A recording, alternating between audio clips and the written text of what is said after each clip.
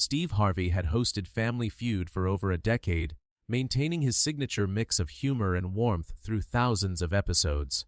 He prided himself on keeping the energy light, the laughs coming, and the families comfortable. But on a cold November afternoon in 2024, a father named David Mitchell was about to say something that would shatter Steve's professional composure completely, revealing a story so heartbreaking and so beautiful that it would leave the entire studio in tears and remind millions of viewers what true love really means. What started as a simple question about a missing family member would become one of the most powerful moments in television history, a testament to sacrifice, devotion, and the promises we keep even when keeping them costs us everything. Before we get into this incredible story, make sure you hit that like button and subscribe so you never miss these moments that remind us what really matters in this life. The Mitchell family stood on the Family Feud stage looking both excited and nervous, as most families do. There was David Mitchell, age 41, a high school history teacher from Columbus, Ohio. Beside him stood his three children: Emma, who was 16, Lucas, who was 14, and Sophie, who was 12. David's brother, Thomas, completed their 5-person team. They were competing against the Rodriguez family from Arizona, and the energy in the studio was typical for a Family Feud taping: enthusiastic, loud, and full of anticipation. But something was noticeably different about the Mitchell family. While most families that come on the show bring both parents if possible, creating that traditional family unit that audiences love to see, the Mitchell family had no mother figure present. It wasn't entirely unusual. Single-parent families appeared on the show regularly, but there was something about the way the Mitchell children kept glancing at their father, something about the sadness behind their excited smiles that suggested a deeper story.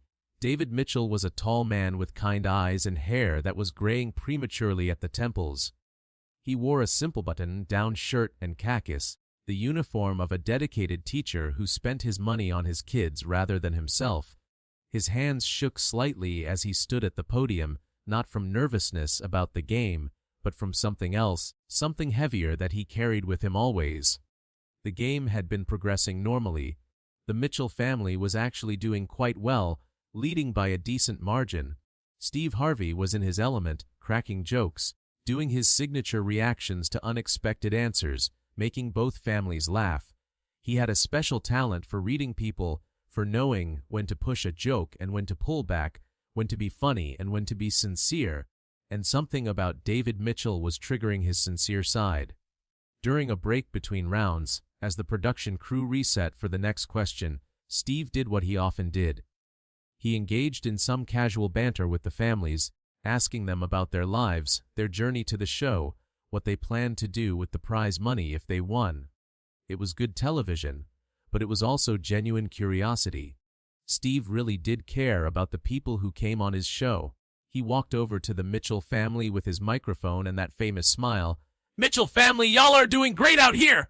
Where y'all from?" "Columbus, Ohio," David replied, his voice steady but quiet. "Columbus! Great city. Now, I got to ask, David, I notice it's you, your 3 beautiful children, and your brother. Where's Mrs. Mitchell? She didn't want to come embarrass y'all on national TV." It was a standard joke, the kind Steve made on nearly every episode when a spouse was absent. Usually, people laughed and explained that their wife or husband had to work, or didn't like being on camera, or lost the family vote on who got to compete. Steve expected a laugh, a quick explanation, and then they'd move on to the next round. But David didn't laugh. Neither did his children. Neither did his brother Thomas. Instead, David's face changed, emotion flickering across it so quickly and so intensely that Steve's smile faltered immediately. The teacher took a deep breath, and when he spoke, his voice was thick with barely controlled emotion. "My wife Catherine is at home, Steve. She can't be here." The way he said it, the weight in those simple words, made Steve pause. His comedian instincts told him to make a joke, to lighten whatever was happening, but his human instincts told him something important was being said. "Is she okay?" Steve asked, his voice dropping to a gentler tone. David looked at his children, and all 3 of them nodded, giving him permission to share what they had been carrying as a family. 16-year-old Emma reached out and squeezed her father's hand. David squeezed back, drawing strength from his daughter, and then he looked directly at Steve Harvey. Steve, my wife has early-onset Alzheimer's. She was diagnosed 3 years ago when she was only 38 years old. Right now, she's at a memory care facility because she needs round-the-clock supervision. She doesn't remember my name anymore. She doesn't recognize our children. Most days, she doesn't even know who she is. The studio fell completely silent. Steve Harvey's face, usually so animated and expressive with humor, transformed entirely.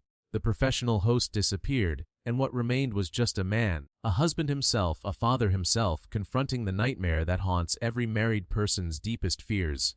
"Oh my God," Steve said quietly. "David, I am so sorry." But David wasn't finished. Now that he had started, now that the truth was out there, he needed to say the rest. His voice was shaking but determined. "Catherine and I met in college. We were both education majors. She wanted to be an elementary school teacher, and she was brilliant at it. Kids loved her. She had this way of making every child feel special, feel seen. We got married right after graduation, started our family, and built our life together. She was my best friend, Steve, my partner in everything." Tears were rolling down David's face now, but he continued. "About 4 years ago, she started forgetting small things. Where she put her keys, what we had talked about the night before. We thought it was stress. She was teaching full-time, raising 3 kids, running our household. But it got worse. She forgot her students' names. She got lost driving to school one day, a route she had driven for 10 years. That's when we knew something was really wrong." Emma, the oldest daughter, spoke up, her young voice cracking with grief. "My mom was the best mom in the world. She never missed our school events. She helped us with homework every night. She made us laugh all the time. And then, slowly, she started slipping away. It was like watching someone disappear right in front of us." 14-year-old Lucas added, his voice barely a whisper. "The last time Mom recognized me was 8 months ago. She looked at me and said my name, and I didn't know it would be the last time. If I had known, I would have said so much more." 12-year-old Sophie was crying openly now. "I miss my mom. I know she's still alive, but I miss her. Is that wrong? To miss someone who's still here?" Steve Harvey had completely broken character. The host was gone. The comedian was gone. What stood there was a man who was devastated by what he was hearing. His own eyes were filled with tears and his voice was rough when he spoke. "No, baby, that's not wrong. That's not wrong at all." He turned to David. "How are you doing this? How are you taking care of 3 kids, teaching full-time, and dealing with this?" David wiped his eyes, trying to compose himself. "I promised her, Steve. When we stood at that altar 19 years ago, I promised for better or for worse, in sickness and in health. When Catherine got diagnosed, when the doctors told us what we were facing, she was still herself enough to understand what was coming. She was terrified, not for herself, but for our kids. She made me promise that I wouldn't let her disease steal their childhood, that I would make sure they still had joy, still had normal experiences, still had a life." He paused, his voice breaking completely. Coming on Family Feud was her idea, actually. About 2 years ago, when she was still having good days, she saw the show on TV and said, "David, when I can't be there anymore, you take our babies on that show. You give them a happy memory. You show them that life goes on, that there's still joy to be had." I applied 6 months ago. By the time we got selected, she was already in memory care. But I brought pictures of her. I've been showing them to the kids all week, telling them stories about their mom, about who she was before the disease, making sure they never forget. Thomas, David's brother, spoke for the first time. "My brother is the strongest man I know. He teaches all day, then goes to the facility every single evening to sit with Catherine, even though she doesn't know him. He reads to her, talks to her, holds her hand. Then he comes home and helps his kids with homework, makes dinner, makes sure they're okay. He hasn't had a day off in 3 years. This trip to Family Feud is the first time he's done anything for himself or his kids that wasn't absolutely necessary." Steve Harvey was openly weeping now, not even trying to maintain any composure. The crew was crying. The other family, the Rodriguez family, was crying. The audience was devastated. This had gone so far beyond a game show that nobody knew quite what to do. Steve walked over to David and pulled him into a tight embrace. "Brother," he said, his voice muffled against David's shoulder, "you are living out your vows in the most beautiful and terrible way possible. I am so sorry you're going through this." When they separated, Steve had to wipe his face multiple times before he could speak again. "David, can I ask you something? What's the hardest part?" David thought for a moment, fresh tears streaming down his face. "The hardest part is that I still love her just as much as I did on our wedding day, maybe more, but the woman I love is gone even though her body is still here. I sit with her every evening, and I look at her face, and I see the person I built my entire life with, but she's not there anymore. She looks at me like I'm a stranger. Sometimes she's afraid of me, and I have to smile and be gentle and pretend my heart isn't shattering into a million pieces every single time." He continued, his words pouring out now like a dam had broken. "I talk to her about our kids, about their accomplishments, their struggles, their lives. I tell her about Emma getting accepted to her dream college, about Lucas making the basketball team, about Sophie's art winning a school competition. And she smiles politely, the way you smile at a stranger telling you about people you don't know. Our entire history together gone. Every inside joke, every shared memory, every moment that made us us, just erased." Emma put her arm around her father. "Dad has never complained, not once. He's never made us feel like a burden. Even when he's exhausted, even when he's heartbroken, he shows up for us. He's being both our mom and our dad, and he's doing the best anyone could possibly do." Lucas added, "Last year on Mom's birthday, Dad took us to the facility. We brought her favorite flowers and her favorite cake. Even though we knew she wouldn't understand what we were celebrating, Dad sang to her. He sang the song he sang to her on their wedding day, and even though she didn't recognize the song or remember their wedding or know who we were, for just a moment, she smiled, like something deep inside her remembered love, even if she couldn't remember the specifics. Dad said that was enough. That moment of her smiling was enough." Sophie spoke through her tears. "Dade tells us stories about Mom every night. He doesn't want us to forget who she was. He shows us videos from before she got sick. He tells us about how they met, how she laughed at his terrible jokes, how she cried at movies, how she sang off key in the shower. He's keeping her alive for us, the real her, not the disease." Steve Harvey sat down right there on the stage, something he never did during an episode. He couldn't stand anymore. The weight of what he was hearing had literally brought him to his knees. "David, I need to tell you something, and I need you to really hear me. What you're doing, the way you're honoring your wife, the way you're protecting your children, the way you're keeping your promises even when it costs you everything, that's not just love. That's the purest form of love there is. That's sacrificial love. That's the kind of love that changes people just by witnessing it." He turned to the children. "And you three, you listen to me. Your mama, the woman she was before this terrible disease, she is still in there somewhere. Maybe not in a way we can see or measure, but love like what she had for y'all, that doesn't just disappear. And everything your dad is doing, every story he tells, every memory he preserves, that's keeping the real Catherine Mitchell alive. Your mama is in your hearts, in your memories, in the way your dad loves you. The disease took her mind, but it didn't take her impact. It didn't take what she built. You three beautiful kids, you're her legacy." David nodded, unable to speak. Steve stood back up, and when he addressed the camera, his voice was still thick with emotion. "Ladies and gentlemen, we're going to take a break. When we come back, the Mitchell family is going to finish this game, and they're going to win, because that's what Catherine wanted for her family. She wanted them to have joy. She wanted them to have this memory. And we're going to give that to them." During the commercial break, something extraordinary happened. The production staff, many of whom had been with Family Feud for years and had seen thousands of families come through, took up an immediate collection. Producers, camera operators, sound technicians, makeup artists, everyone working on the show that day contributed what they could. The other competing family, the Rodriguez family, approached David and asked if they could forfeit the game. The father of that family said, "We came here to have fun and maybe win some money. You came here to keep a promise to your wife. That's more important than any game." Steve Harvey refused to let them forfeit, saying both families deserved to compete fairly, but he was moved by the gesture. When the cameras started rolling again, Steve's eyes were still red, but he had regained some of his professional composure, though everyone could see it was a thin veneer over deep emotion. "We're back with Family Feud," he said to the camera.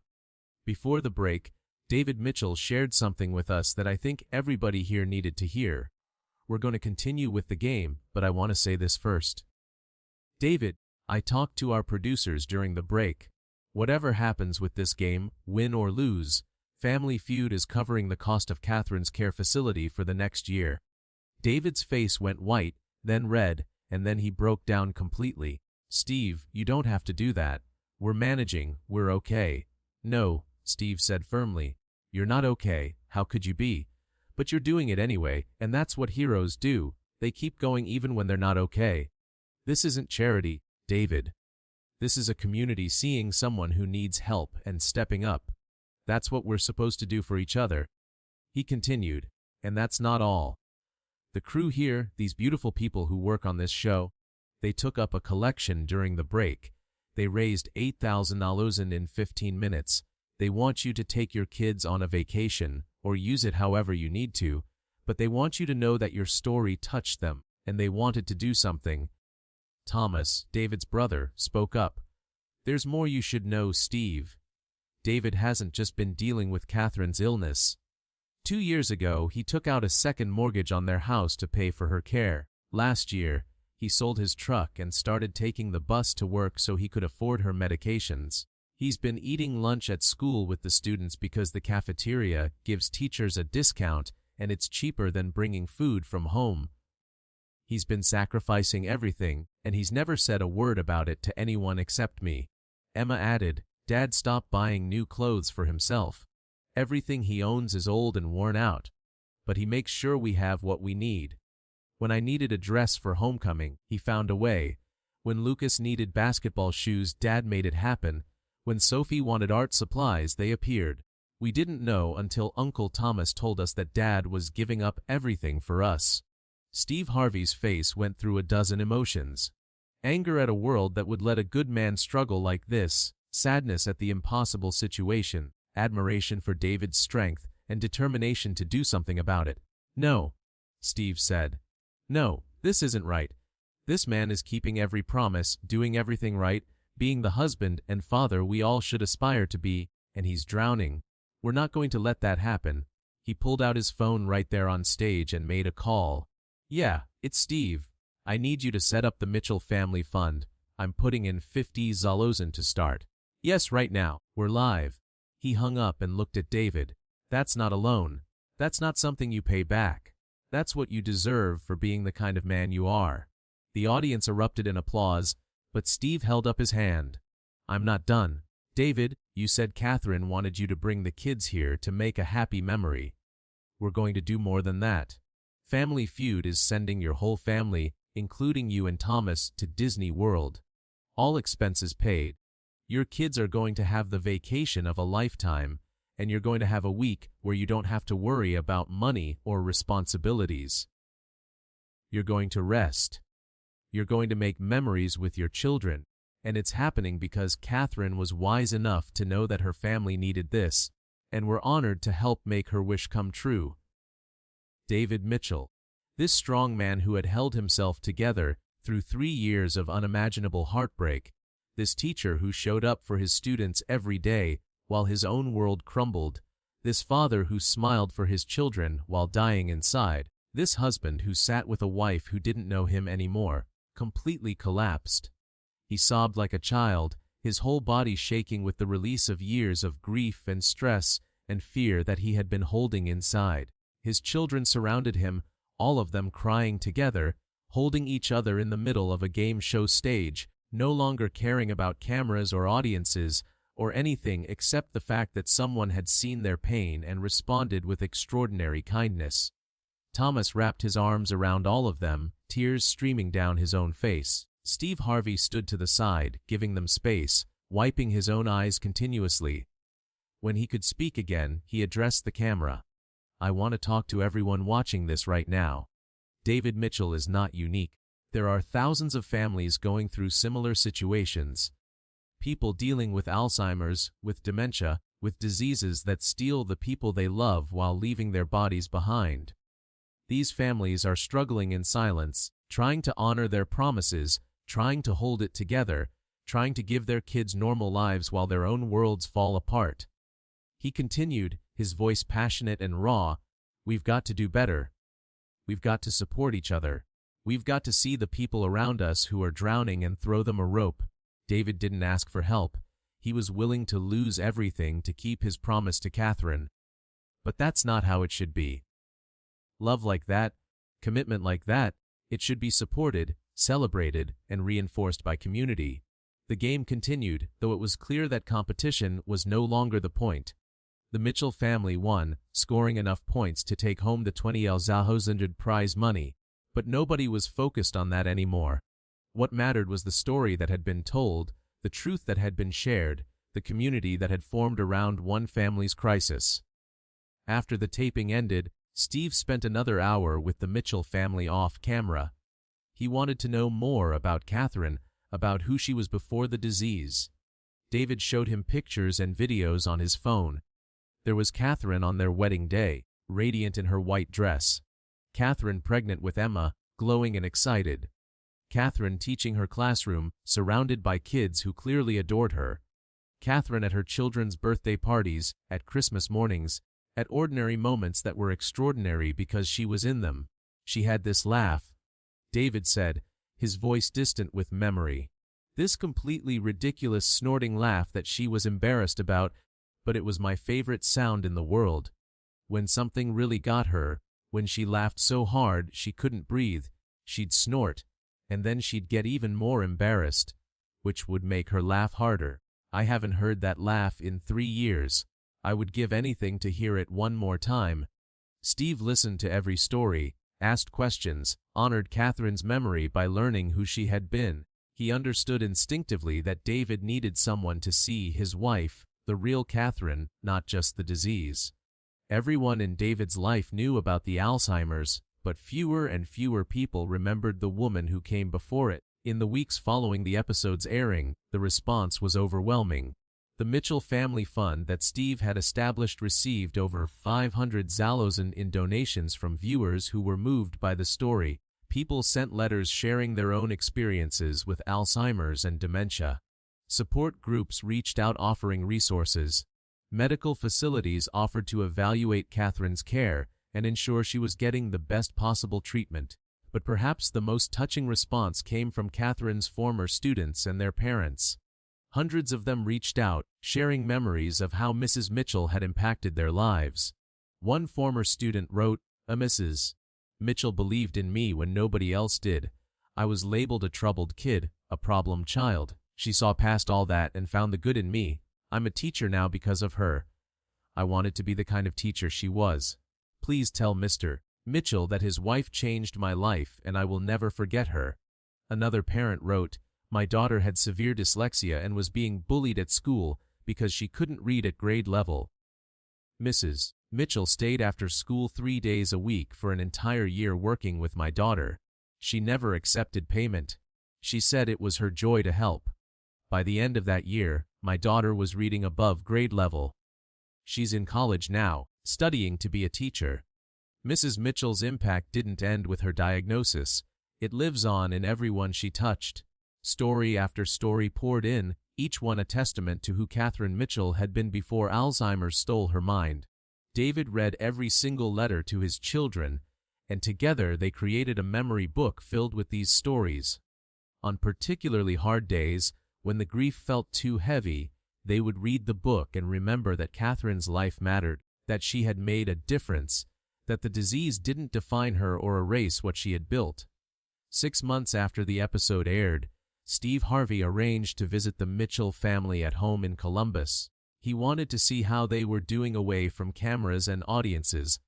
He found a house filled with love despite the grief. The walls were covered with pictures of Catherine, ensuring that her presence was felt in every room. The kids were thriving as much as possible under the circumstances.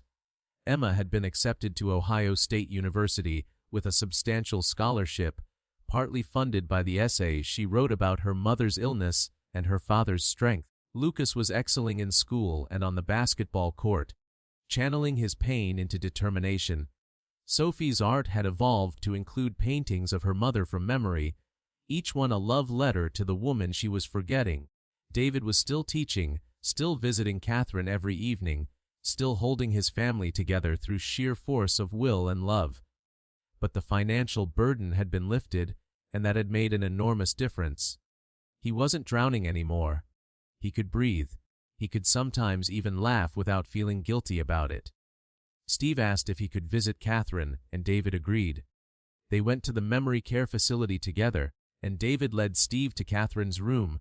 She was 41 years old but looked both younger and older somehow, her face unlined by the worry and stress that marked David's features, but empty of the spark that makes a person truly alive. "Catherine," David said gently, as he did every day, "we have a visitor. This is my friend Steve." Catherine looked at them with polite confusion, no recognition in her eyes. But when David took her hand, something shifted in her expression. Not recognition exactly, but something. A sense of safety perhaps, a cellular memory of being loved. David talked to her the way he always did, telling her about their kids, about his day, about the world she could no longer access. And Steve watched this man love his wife with such tender devotion that it redefined what love meant. This wasn't the easy love of good times and health. This was the love of kept promises. This was the love that gave everything and asked nothing in return. This was the love that endured past memory, past recognition, past reason. On the drive back to David's house, Steve was quiet for a long time. Finally, he said, "I've been married, David. I understand commitment. But what you're doing, I don't know if I could do it. I don't know if I'm strong enough." David shook his head. "It's not about strength, Steve. Some days I'm not strong at all. Some days I sit in my car in the facility parking lot and just cry. Some days I'm angry at God for allowing this. Some days I'm so tired I don't know how I'll make it through. But then I remember her face on our wedding day. I remember her holding our babies for the first time. I remember the way she used to look at me like I was her hero, even though she was mine. And I remember that I promised her forever, and Alzheimer's doesn't get to break that promise. The disease can take her memory, but it can't take my commitment." 2 years after the Family Feud episode, Catherine Mitchell passed away. The disease that had slowly stolen everything finally took her life at age 43. David was with her, holding her hand, telling her stories about their life together, stories she couldn't understand but that he told anyway, because that's what love does. The funeral was attended by hundreds of people. Former students, parents, teachers she had worked with, members of the community who had been touched by her life or moved by David's devotion. Steve Harvey flew in from Los Angeles to be there, sitting in the back, paying his respects to a woman he had never really met but whose impact he had witnessed. David's eulogy was brief but powerful. "Catherine was the best person I ever knew," he said simply. "She loved without conditions, taught without judgment, and lived with joy. Alzheimer's took many things from her and from us, but it couldn't take what she built. Her love lives on in our children, in her former students, in everyone she touched. I got 19 years with the real Catherine, and then 3 years loving what remained. Some people think those last 3 years were a waste, that I should have moved on, put her in care and rebuilt my life. But I can't think of a better use of 3 years than keeping a promise to the person you love most in the world." He continued, tears streaming down his face. "Catherine once told me that love isn't just what you feel, it's what you do, especially when it's hard. She was right. She was always right. And if I did nothing else with my life except honor the promise I made to her, that would be enough. Because she was worth it. She was worth everything." In the years that followed, David continued teaching, continued raising his children, and continued sharing Catherine's story when asked. He became an advocate for Alzheimer's research and for supporting families dealing with the disease. The Mitchell Family Fund evolved into a foundation that helped other families facing similar circumstances, ensuring that what had been given to David in his time of need was passed forward to others. Emma graduated from Ohio State and became a teacher like her mother, specializing in working with children with learning disabilities. Lucas earned a scholarship to play basketball in college and started a mentoring program for kids dealing with parental illness. Sophie's art was featured in galleries, with many pieces exploring themes of memory, loss, and love. All three credited their father's example with teaching them what real strength looked like. Steve Harvey never forgot the Mitchell family. In interviews, when asked about his most memorable Family Feud moments, he always came back to that November afternoon when David Mitchell explained why his wife wasn't there. "That was the day I truly understood what for better or for worse means." Steve would say, David didn't just say those words at a wedding. He lived them every single day, even when worse meant losing the person he loved while she was still alive. That's not just commitment. That's love in its purest, most sacrificial form. The episode itself became one of the most watched and most shared Family Feud clips of all time. It was shown in marriage counseling sessions as an example of true commitment. It was referenced in sermons about sacrificial love. It was studied in medical ethics classes about the human side of degenerative diseases. But more than anything, it served as a reminder that behind every person is a story, and sometimes those stories are so beautiful and so tragic that they change everyone who hears them. 10 years after that episode aired, David Mitchell published a book titled The Promise: Loving Through Alzheimer's. It became a bestseller, not because of the Family Feud connection, but because David's honest, raw account of those years resonated with millions of people facing similar situations. In the book, he wrote about the good days and the terrible days, the small victories and the crushing losses, the moments of grace and the moments of despair. But the final chapter was about the Family Feud experience. David wrote, "When Steve asked where my wife was, I could have given a simple answer. I could have said she was at home and left it at that. But something in that moment told me to tell the truth, to share our story. I'm so glad I did. Not because of the money or the help, though both were desperately needed and deeply appreciated, but because in telling Catherine's story, I kept her alive for a few more minutes in the hearts and minds of thousands of people.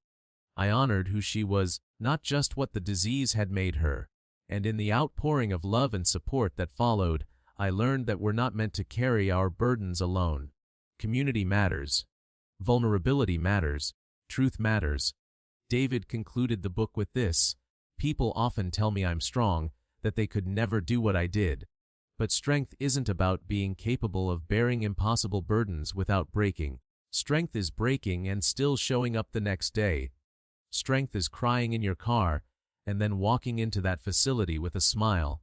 Strength is loving someone who doesn't remember you, not because you hope they'll remember, but because you remember them.